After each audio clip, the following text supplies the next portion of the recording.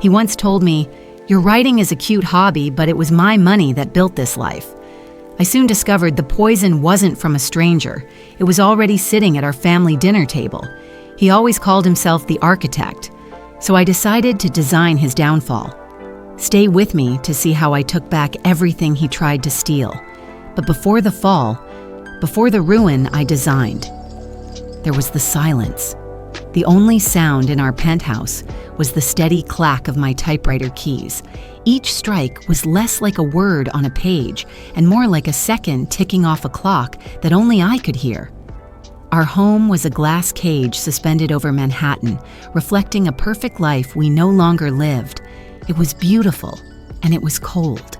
He came home after dark, a shadow in his own home.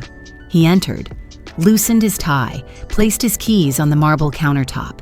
His movements were quiet, precise, and practiced. He never met my eyes anymore. 20 years can become a long silence. Have you ever known a truth in your bones long before you had the proof? He walked past me to the bedroom, just close enough for the lie to reach me. A cloying floral scent I didn't recognize, tangled with the sterile smell of a different soap. It wasn't just another woman's perfume, it was an alibi. Sleep doesn't come after a revelation like that. It's replaced by a cold, sharp clarity that buzzes under your skin. The hum of the refrigerator sounds like a scream. The city lights outside the vast floor-to-ceiling windows don't look beautiful anymore. They look like a million spying eyes, all staring at the fool in the glass house. My house. The house my life had built and his money had paid for. Or so he'd said. I slid out of bed, the silk sheets cool against my skin. Michael didn't stir. He slept the sound, dreamless sleep of a man with no conscience. I walked barefoot across the cold marble floors of the living room, my own footsteps echoing in the silence. Our home had become a museum of a life I no longer recognized, filled with artifacts of a shared history that now felt like a well-rehearsed play. My eyes scanned the shelves, past the glossy, smiling photographs from gallery openings and award ceremonies, past the heavy, sculptural art pieces that meant nothing to me. My fingers found it in the back, behind a silver frame of Michael shaking hands with the mayor. A small black and white photograph, its corners soft with age. The trigger. I picked it up, the cheap photo paper a stark contrast to the weighty, expensive objects surrounding it. It was us. 25 years ago in our first apartment, a cramped, dusty loft in Brooklyn that always smelled of turpentine and ambition. We had nothing, which meant, of course, that we had everything. In the photo, I was sitting on the floor, surrounded by stacks of books, my old typewriter balanced on my knees. Michael was lying beside me, his head in my lap, architectural sketches spread around him like a paper sea. We were both laughing, genuinely laughing. I remembered the feel of his hair, the weight of his head on my lap. I remembered the taste of the cheap coffee we brewed to get through the nights, working on our separate dreams, together. He would read my pages aloud. I would trace the lines of his blueprints with my finger. "You're my foundation, Victoria," he used to whisper into the dark, his voice thick with sleep and sincerity. "None of these walls go up without you." I traced the outline of his smiling face in the photograph. That man was gone. Or perhaps he never existed at all. I put the photo down, gently, carefully, as if it were a delicate fossil from a forgotten world. We were a team then. My walk continued. My hand grazed a heavy crystal award on the mantelpiece, the first one he ever won. I remembered that night too. He'd stood on the stage, blinded by the lights, and the first name he said was mine. "To my wife, Victoria," he'd announced to a room of strangers, "the true architect of the architect." The words felt so real then. Now they just felt like another part of the performance, another line in the script. When did the performance become the reality? Was it after the first award? The fifth? When did his gratitude curdle into entitlement? When did we become I, and my support become his expectation? The questions hung in the air, unanswered. I stopped at the entrance to our bedroom. I didn't want to go back in there to lie next to the source of the silence. My gaze drifted upwards to the ceiling, and there it was, sleek, white, almost invisible against the plaster, the smoke detector. It was for our 15th anniversary. I had been expecting jewelry. He presented me with a heavy, elegant box from a high-end electronics brand. I opened it. Inside, nestled in black foam, was the smoke detector.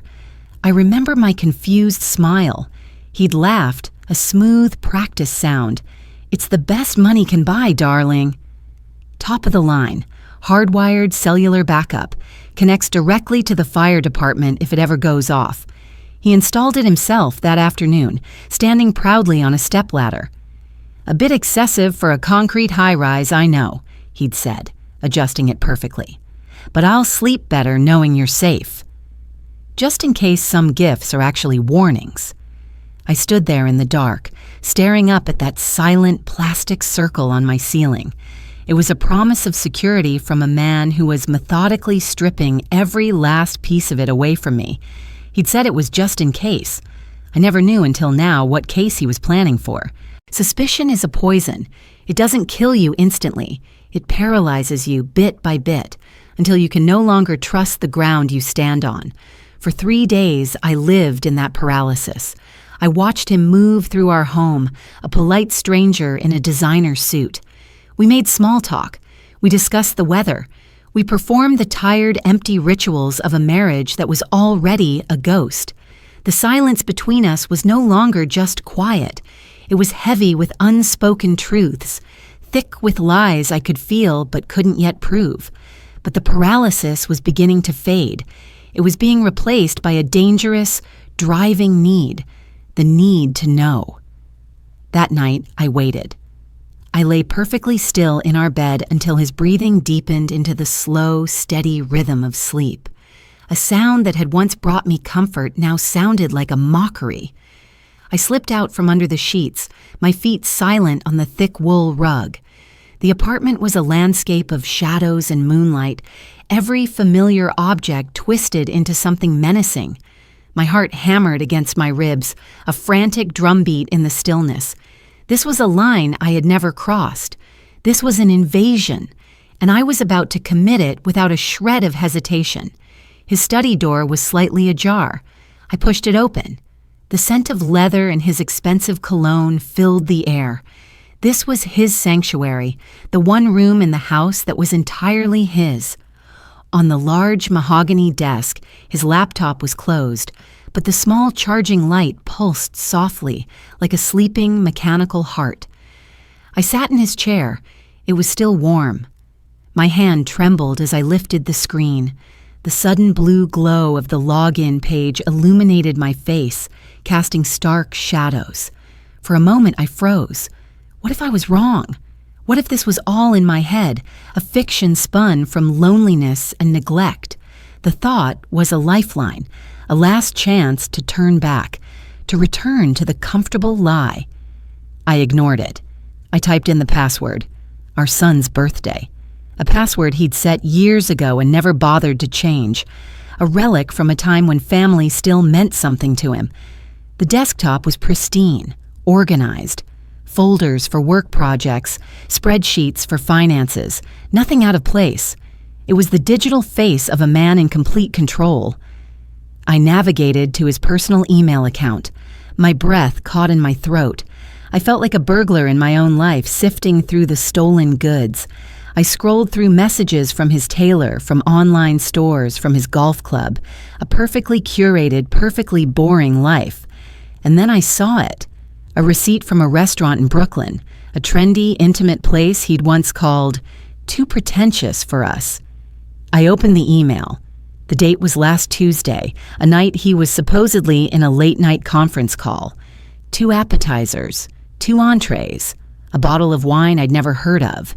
The bill was obscene. The proof isn't in the words, it's in the details.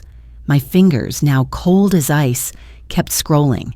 And then, another email from the same sender, an address I didn't recognize. The subject line was a single devastating word. Daddy. The air left my lungs in a sudden, silent gasp. The room tilted. The glowing screen blurred through the tears that instantly filled my eyes. It was a single word, but it was a wrecking ball, smashing through the last remaining facade of our 20-year marriage. I steadied myself. I read. I closed the laptop. The digital proof was there. But I needed something real, something I could hold. Fueled by a rage so cold it felt like ice in my veins, I went to the walk-in closet. His side was a neat row of suits and pressed shirts. His briefcase was on the shelf. I opened it. Just papers, a tablet, the mundane tools of his trade. Then I saw it tucked in the corner, his leather gym bag, the one he always took on his overnight business trips. My hands were no longer shaking. They were steady. I unzipped the main compartment, used workout clothes, a DOP kit. Nothing. I unzipped the side pockets. Keys, a protein bar, an old boarding pass. For a gut-wrenching second, I felt a wave of... what? Relief? Disappointment? Had I imagined it all? My fingers brushed against a small, hidden pocket on the inside lining. It was almost invisible. I hesitated. I reached inside. I felt it. A small, smooth, cylindrical object. I pulled it out into the dim light of the closet. It was a small, travel-sized tube of personal lubricant. The packaging was discreet, clinical. It was new, unopened, and it was a brand I had never, ever seen in our home. In his bag, I held it. A small tube, the kind you don't buy for your wife of 20 years. Tears solve nothing. They are a currency of the helpless, and I was done being helpless. For a week, I played the part of the devoted wife. I smiled. I made dinner. I listened to his fabricated stories about long days at the office. Each lie he told was a stone, and I was patiently collecting them, building a foundation for the war I was about to wage. My grief had burned away, leaving something colder, stronger in its place. A quiet, calculated resolve. The first phone call I made was not to a friend or a lawyer. It was to a name I found online, a discreet firm in a steel and glass tower downtown. The private investigator's office was sterile and silent. There were no dusty blinds or half-empty whiskey bottles. Just a minimalist desk, 2 chairs, and a window with a gray, unforgiving view of the city. Mr. Harrison, the investigator, was a man made of straight lines and quiet observation. He didn't offer sympathy. He offered facts. That was exactly what I was paying him for. He slid a thick manila envelope across the polished mahogany desk. The sound it made was soft, but it landed between us with the force of a gavel. "The photographs you requested, Mrs. Sterling," he said, his voice a neutral, professional hum. My hands were steady as I reached for the clasp. There was no trembling now. The woman who cried in her closet a week ago was gone. In her place was someone else, a spectator at the demolition of her own life. I pulled them out, a stack of glossy 8x10s. The first few were of Michael, alone, looking at his phone, waiting. Then she appeared, a younger woman, stylish, confident. They held hands walking through Central Park. They shared a coffee at an outdoor cafe, their heads bent close together in intimate conversation. I studied her, this stranger. The way her hair fell across her shoulders, the expensive handbag hooked on her arm.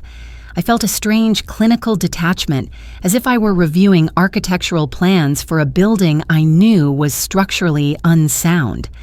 I was simply assessing the damage. Mr. Harrison pushed a tablet forward.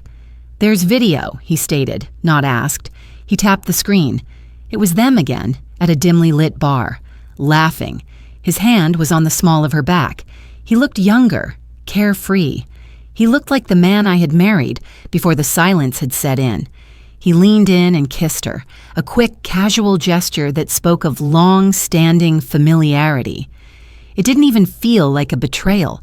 It felt like a completely separate life, one I had no part in, a life he preferred. I watched. I processed. I filed the information away. "Do you have a clear shot of her face?" My voice was calm even. It didn't sound like my own. He nodded, reaching for the final photograph, which was face down on the desk. "We do." He slid it over. I picked it up. The world did not tilt. The air did not leave my lungs.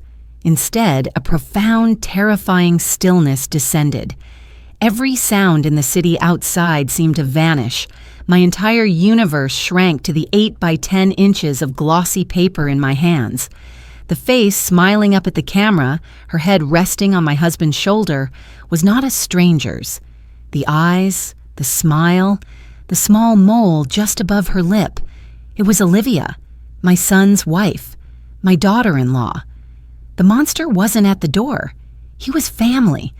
A wave of nausea so profound washed over me that I had to grip the arms of the chair to stay upright. This was not a simple, sordid affair. This was an infestation, a sickness that had spread to the very heart of my family, corrupting the one thing I held sacred, my son, Andrew. Michael hadn't just betrayed me. He had betrayed his own child in the most twisted way imaginable. Mr. Harrison must have seen the color drain from my face. He waited a moment, then spoke softly. "There is one more thing, Mrs. Sterling. I believe it's important you hear it." He tapped his tablet again, and this time there was no image, only audio, a soft electronic beep, and then their voices, tinny, distorted but unmistakable. It was her voice first, sweet as honey, sharp as glass. "Olivia. She's getting suspicious, Michael. The way she looks at you." Then his voice, my husband's voice, impatient, dismissive. "Victoria sees what she wants to see. She's so wrapped up in her little writing projects, she wouldn't notice if the building was on fire." A soft laugh from Olivia. "As long as she doesn't notice you moving the assets from the joint accounts." My lawyer said we need to be careful until the final papers are drawn up. The air conditioning in the room kicked on, but I was frozen. Assets, joint accounts, lawyer. The words didn't make sense, and yet they made a horrifying kind of sense. His voice came again, laced with a tired greed I recognized all too well. "Just a little longer. Once the new company is fully established in my name only, we can finalize things. She'll be taken care of, and then everything, all of this, is ours." The recording clicked off. The silence that followed was louder than any sound I had ever heard. My tears from the week before felt like a naive indulgence. This was never about lust. It was never about love. It was a corporate takeover, and I was the company being liquidated. Their whispers weren't about an affair. They were about my money, my life, my end. Grief is a luxury. It's a passive state, a warm blanket of sorrow for a world that is already gone. But I couldn't afford it. The woman who left that investigator's office was not the same one who had walked in. The wife was gone. The victim was gone. In her place was something new, something forged in the ice-cold fire of a total betrayal. The architect's wife was about to become the architect of his ruin, and every architect needs a blueprint. For 2 days, I didn't sleep. I researched. My search history wasn't for divorce lawyers or therapists. It was for chemical compounds, for tensile strengths, for industrial applications. I learned that true revenge isn't loud. It's not a screaming match in a living room or a dramatic confrontation. True revenge is quiet, poetic, and permanent. It's a cage you don't realize you're in until the door has already locked behind you. My plan began to take shape, not on paper, but in the cold, clear space of my mind. It was a design of beautiful, inescapable simplicity. The next morning, I drove to a hardware store in Queens, a place of sawdust and steel, a world away from the curated perfection of my Manhattan life. I walked the aisles, an invisible woman in a cashmere coat, until I found what I was looking for. I picked it up, a tube of industrial-strength adhesive, the kind used to bond steel to concrete. The weight of it in my hand felt substantial. It felt like justice. The weapon was secured. Now I needed to understand the battlefield. For the next week, I became a ghost in my own home, a quiet observer of the enemy's patterns. I watched Michael.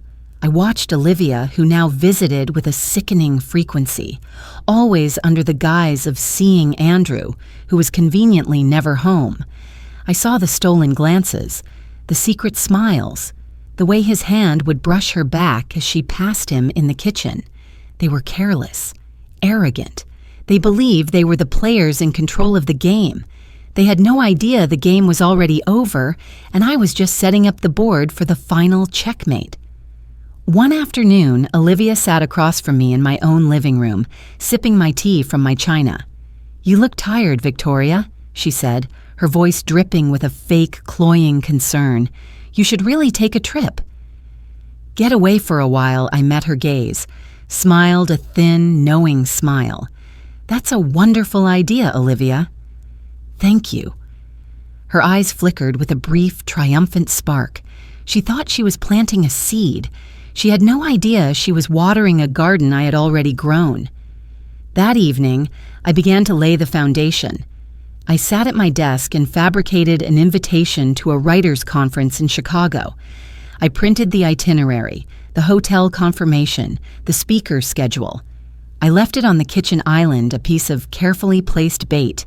Michael saw it that night. "Chicago?" he asked, his voice casual. Too casual. "Sounds great, honey." "You deserve a break." The lie was so smooth, so effortless. I almost admired the craftsmanship.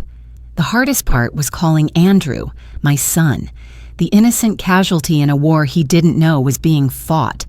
My voice was steady as I told him about the conference. "That's great, Mom," he said, his voice warm and genuine. "I'm proud of you. Have a wonderful time."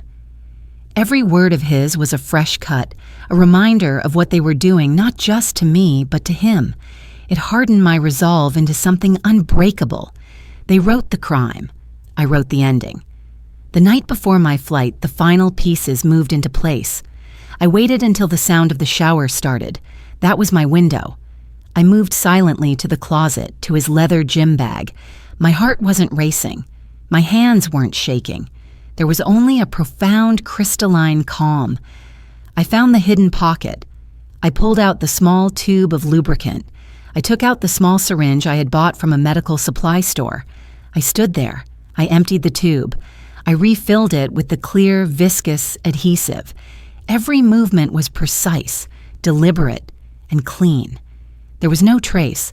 I placed the altered tube back into its hiding place, zipping the pocket shut. A perfect invisible swap, a trap waiting to be sprung. My work was done. The blueprint was complete. I went online. I booked a one-way ticket to Chicago for the next morning. I packed my carry-on bag, placing a novel I would never read on top. I called a car service for 7 a.m. I was setting the stage for their final collaborative performance. I didn't go to Chicago. An architect never leaves the site before the demolition is complete. I was simply moving to a better vantage point. From my seat in this sterile, quiet room, I had a perfect view of the stage I had set. The lights in our penthouse were on. I knew they would be. Their arrogance was the most predictable variable in my entire equation. I could almost hear their laughter, the clink of their wine glasses, a toast to their success, a toast to my absence. They felt safe. They felt victorious. They had no idea the foundation was already gone.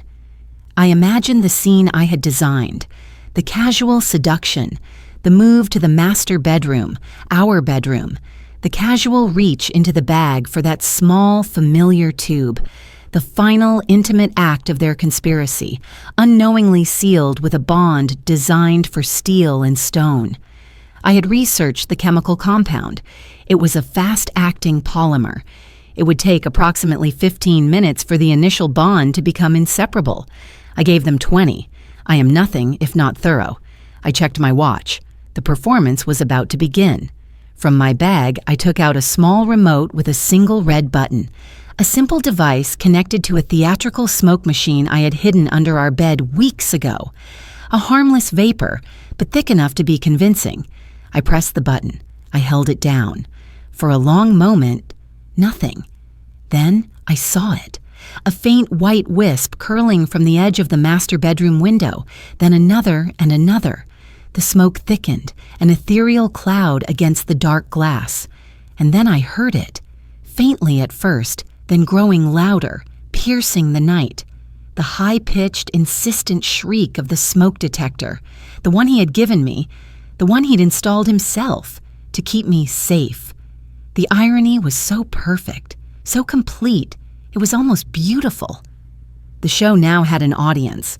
Lights flickered on in neighboring apartments. Figures appeared on balconies, pointing up at my window. Down below, the doorman was on his radio, his face a mask of panic.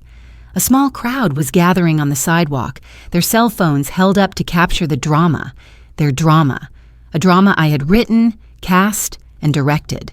In the distance, a familiar sound, a siren, then another. The wail grew closer, louder, echoing off the glass and steel canyons of Manhattan.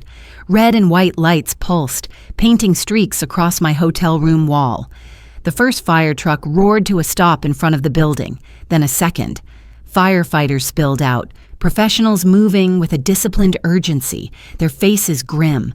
They were running into a fire that didn't exist, to witness a truth that did. And that's when I saw him. He was directing the crew, his helmet obscuring his face. But I knew his posture. I knew the determined set of his shoulders, the fire chief leading the charge into my home. It was Andrew, my son. A sharp, unexpected pang of sorrow pierced my cold resolve. This was the part of the design I hated, the necessary, unavoidable collateral damage. But he had to see. He had to know the truth, not from my words, but from his own two eyes. It was the only way to sever the viper's hold on him for good. I watched as they stormed the building. My narration in my mind followed them up the elevator, down the hall to my front door. The sound of the axe splintering the wood, the shouts, the chaos. I pictured Andrew, my brave, good son, moving through the smoke-filled apartment. He would check the living room, the kitchen, empty. The smoke was thickest near the bedroom. He would move towards it, his heart pounding, fearing the worst. He would push open the door. He built a cage of lies. I just locked the door. Through the harmless, theatrical smoke, he would see the tableau I had so carefully arranged. There, on the bed we had shared for 20 years, were his father and his wife. They weren't burned. They weren't hurt. They were simply caught, fused together in a grotesque, permanent embrace. Their faces, pale with shock and dawning horror, would turn to him. Their mouths would open, but no words, no lies, could possibly explain the impossible reality of what he was seeing. He looked. He understood. He shattered. In that single silent moment, the truth was laid bare. Not by accusations, not by arguments, but by a perfect, undeniable, and utterly humiliating spectacle. The fire chief stared at his father and at his wife. The truth didn't need a voice anymore. The aftermath wasn't a storm. It was an evaporation. Michael and Olivia's carefully constructed world dissolved under the harsh glare of public humiliation. There were headlines, of course. Divorces, lawsuits. He lost his firm. She lost her dignity. They became ghosts in a city that never forgets, forever bound by a story they could never escape. Their ruin was loud, messy, and complete. But my victory was quiet. It sounds like this. That is the sound of my son, Andrew, in my kitchen. He moved in a month after that night. We didn't talk about what happened for a long time. We didn't have to. We just let the quiet heal us. We cooked dinners. We watched old movies. We sat in the living room and let the sun warm our faces. Healed, mended, began again. Healing isn't a straight line. It's a series of quiet mornings, one after the other, until you realize the silence is no longer heavy. It's peaceful. Now we sit at the table by the window, the same window that once overlooked a life of quiet desperation. My old typewriter is here, next to his laptop. We are writing a new story, together. The words come easily now, not like seconds ticking down, but like seeds being planted. It's a story about betrayal, yes, but it's also about resilience. It's about the foundations that crack and the ones that hold. Victory wasn't their ruin. It was our rebirth. He looks up from his screen, and for the first time in a long time, he smiles. A real smile. It reaches his eyes. I smile back. The design is complete. They took my past. I took back my future. Thank you so much for spending this time with me and for listening to this story. If you have a family story of your own that you feel comfortable sharing, the comment section is a safe space for that. And I hope you'll subscribe to join us for the next one.